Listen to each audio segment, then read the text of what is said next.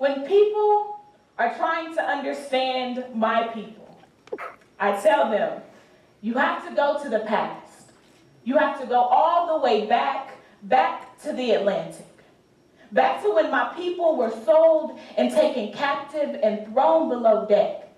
I tell them, you would have to have a conversation with the sharks back then to ask them how often they feasted and how they grew to know African blood so well. I'll tell them that death followed them from sea to land, and upon arrival, they were chained like animals, sold as property, separated from their family, and deemed everything but human. You see, human meant white. It meant European. It meant right. It meant your right to life. And black, it meant beast. It meant African. It meant your life was nothing but a piece of capital. Your life was at your master's disposal. I will tell them that the fight to not only be seen, but to be treated as human is nothing new.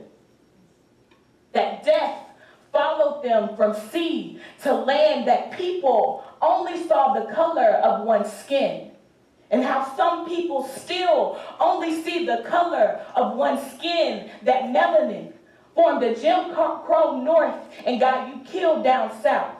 Got your Wall Street burned down, got you beat in Alabama, got you lynched in Mississippi. I will tell them that melanin ain't never been seen as friendly. It has always been seen as threat, as suspect. I will tell them that if you really want to understand my people, you have to know that there is a cause and effect. And when a race has seen so much death, it is not your place to tell them how to cope, to tell them how to feel, to tell them that their stories are only valid when they're coming from a white storyteller. Can we tell our stories and you still listen? Because I will tell you how my people are resilient, how we learned how to wade in the water because we weren't going to let nobody turn us around. You see, we knew change was coming. And to know and to understand my people, you have to know that change is always coming. Thank you.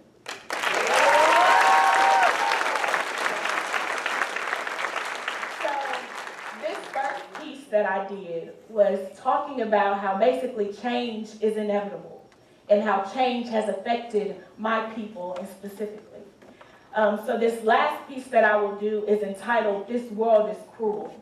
And it's coming from different mothers' perspectives, different women's perspectives on how they fear bringing a child into this world. And how, yes, we've come so far, but there's a long way that we have to go. And so this world is cruel. A mother is weeping for her unborn child. She says, "Do you know what I fear most about this pregnancy? It is the fact that beyond the womb lies uncertainty. I cannot guarantee my child's safety. I'm trying to figure out ways to say, baby, this world is cruel. I do not know if you are safe at school. Maybe I should just keep you home. Because I have formulated reoccurring images in my mind of the tragedies in Pakistan, at Sandy Hook and Columbine, and I am afraid of losing you." A woman of the Muslim faith is weeping for her unborn child. And when this same question is asked, she says, "I am afraid that my child will be harassed when random searches at the airport soon become routine.